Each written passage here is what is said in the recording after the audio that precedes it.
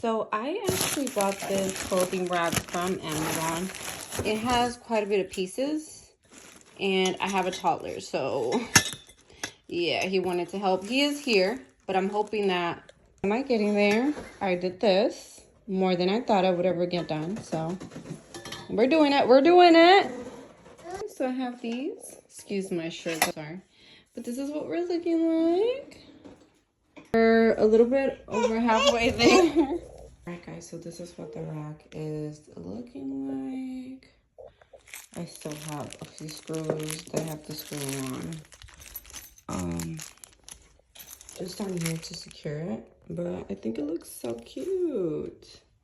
Thank God for this. I'm kidding. This is my son's fake drill.